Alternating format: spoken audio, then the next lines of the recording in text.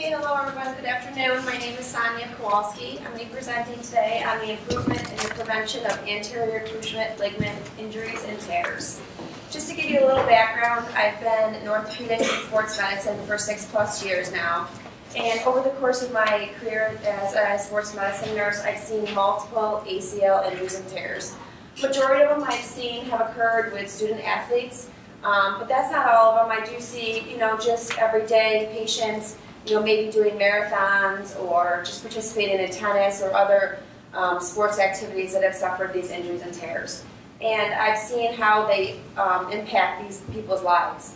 A lot of student athletes I've had maybe in their senior year of high school going on a scholarship to play football or basketball or soccer at a college, and then they suffer an anterior cruciate ligament tear, and that puts them out. That puts them out for maybe the entire season, which puts detrimental side effects on their future career in college. I've also seen them where they might have to redshirt their first season because it's a really huge injury that causes multiple different emotional, physical, and financial burdens on these people. So that's where my passion came from, and that's why I chose to talk to you guys about this today.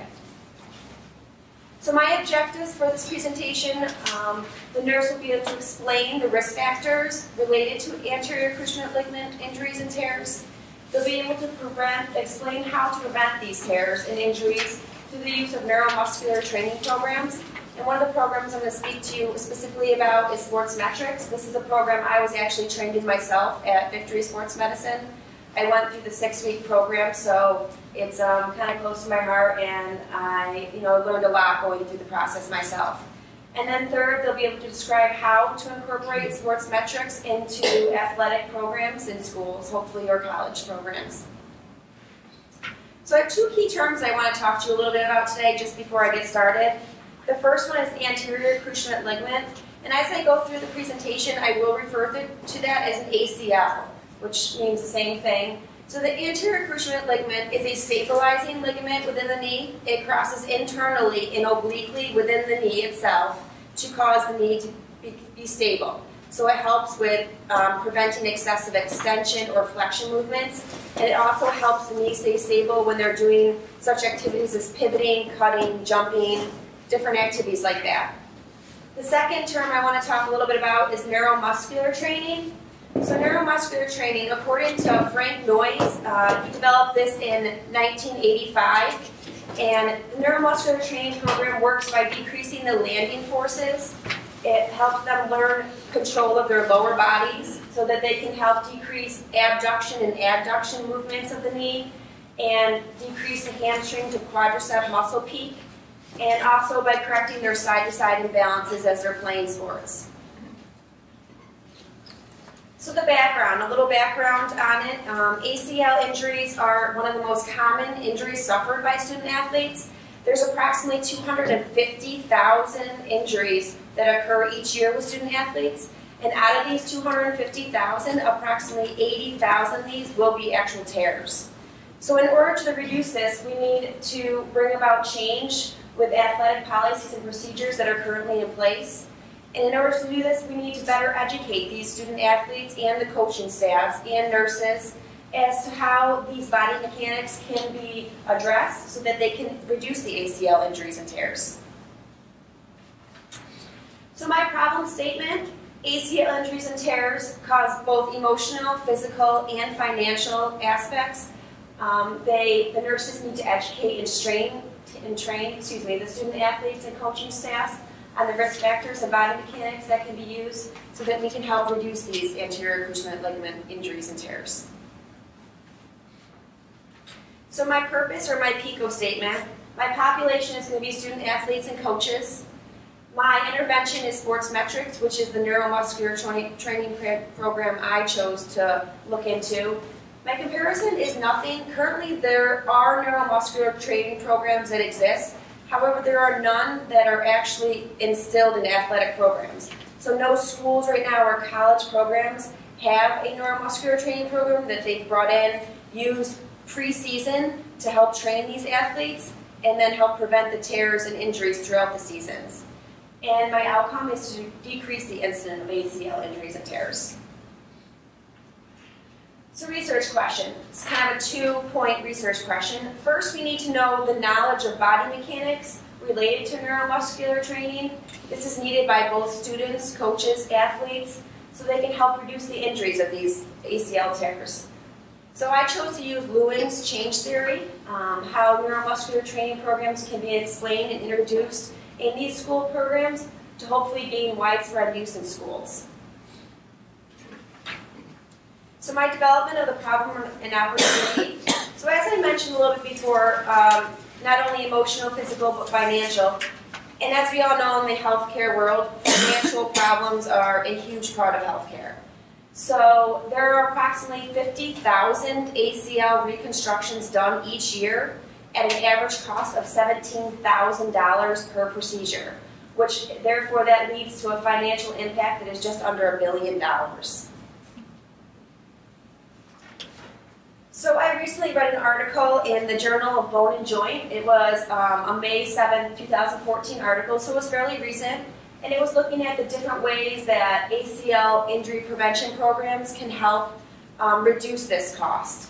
So if we look at it, the article said that neuromuscular training programs can reduce the risk of ACL injuries and tears by 63%. So that's over 50%, which is pretty good. If you take 63% of the 50,000 injuries that occur each year, that would be approximately 31,500 less ACL injuries and tears. And if you look at that, 31,500 less, at an average cost of $17,000 still, as that's what the surgeries would cost, that would leave us and save us $535 million. So that's almost half of the $1 billion that they put into cost with these injuries and tears. So approximately 30% of all these injuries and tears result from direct contact, player-on-player contact, or maybe contact with, you know, a wall, basketball, or coming up and contact coming down and hitting another player. Some of the activities and risk factors that I want to look at to explain why these are so prevalent. The first one is foot pronation. So a lot of athletes, their feet pronate and turn in, and this causes instability within their legs and their lower extremities, causing a more easy ability for the ACL to tear. Then there's decelerating and pivoting. If you think of sports such as soccer or lacrosse or really any sport, a lot of times you decelerate at a rapid speed and then you stop suddenly. Or you know, you're running one way and then you stop and pivot another way. All that stress can cause weakness on the knee and cause the ACL to be injured or torn. Awkward landings and uncontrolled plays. So, you know, with a lot of football, for example, is a perfect example of where there's a lot of uncontrolled plays. Football players running down, one cuts one off, you know, one runs into another, next thing you know, they twist their knee and fall on the ground and they have an injury. Awkward landings, you think about that a lot in basketball. Someone going up for a jump shot or someone going up for a rebound, they come down and they land awkwardly on that leg, it twists and it tears. Also body mass index. People that are carrying more weight obviously puts more weight on their lower extremities. This causes more pressure on the ACL, causing it to be injured. And then last, the width of the femoral notch and ACL geometry. So everybody kind of has their own body makeup. Obviously, everybody's built differently. So some people, unfortunately, are just more prone to have maybe weaker knees or, you know, pronation in the way that they walk or the way that they, you know, are built. So that can cause increased risk for these tears and injuries. So activities that I also want to talk about that cause this. The valgus knee position, if you see in this diagram, so it says good and bad, obviously. So this is the best way that you would want a student athlete to land coming down. They're doing this off a jump box, so they're jumping down, landing. They want their knees equal width apart, shoulder length apart. As you can see here, a lot of people who have weak lower extremities or weak knees, they end up landing valgus. This is the valgus position, and that just puts an extreme amount more stress on the ACL, causing it to be weakened or torn. Also, the quadricep femoral angle. So this diagram kind of shows that. As you go through the research, I've seen that there are a lot more females than actual males that have suffered ACL injuries and tears.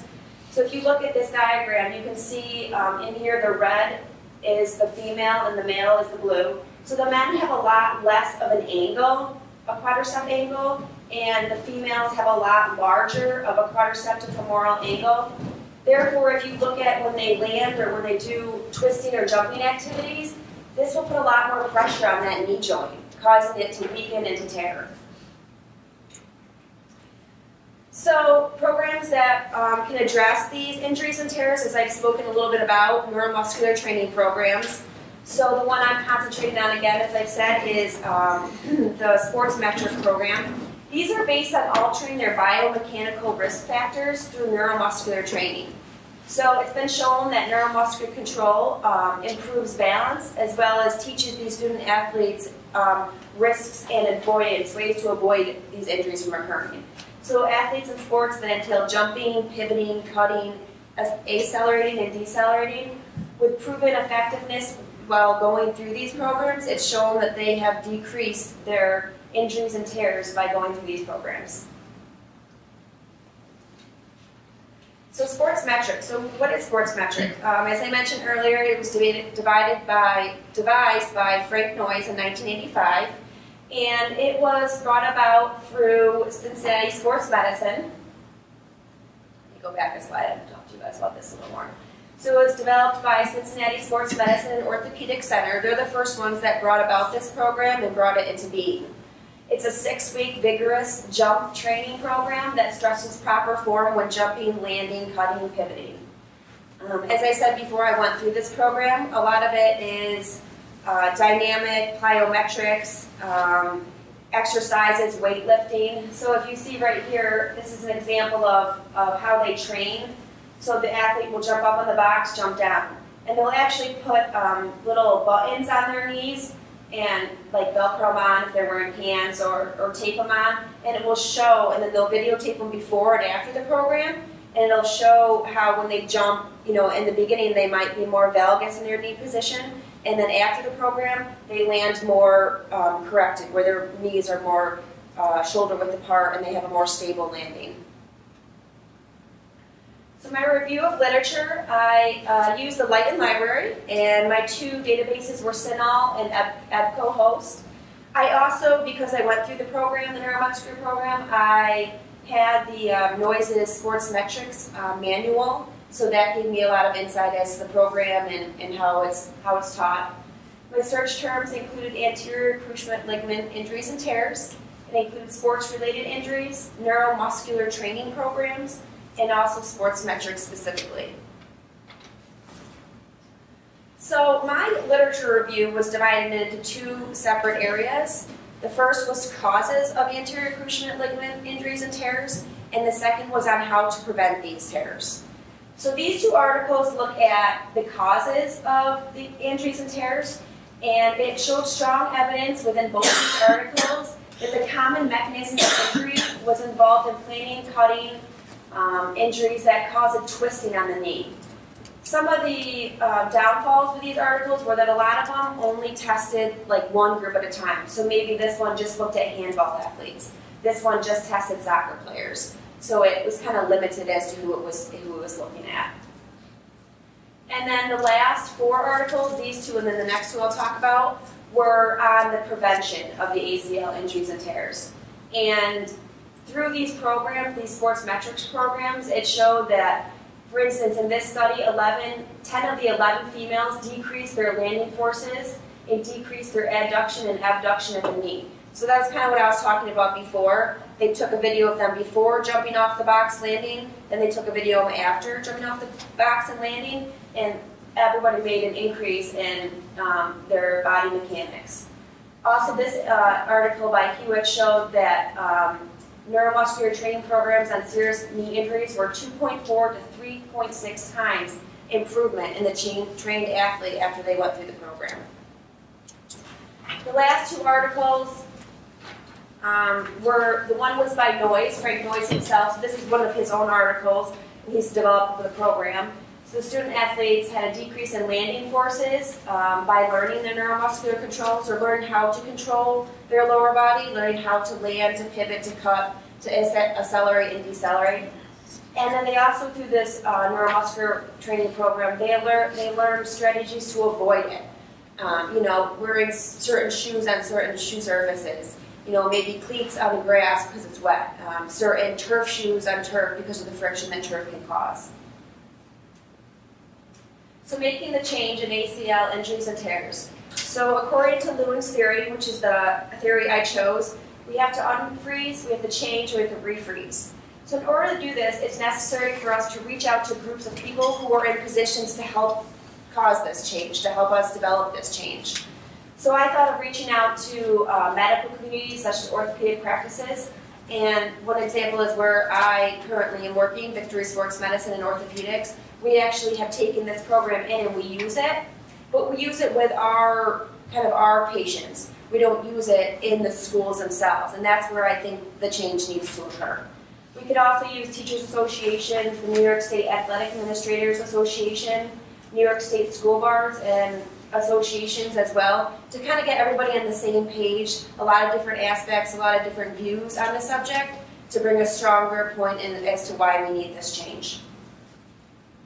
So making the change. So there would be two steps in this. Organizations would be given a presentation on the program. So maybe me as a nurse and 3 other nurses that I work with who've been through this program would take this program and they would give a presentation on it, so that they understand, coaches, student athletes, administrators, understand what the program's about, how important it is, and why it can help, reduce these injuries and tears. These groups would be in a position to promote new policies and local athletic procedures, therefore overcoming some of the changes, and that would be the moving stage or the changing stage in Lewin's theory. So my recommendations. So nurses need to kind of do 3 things to help bring about this change.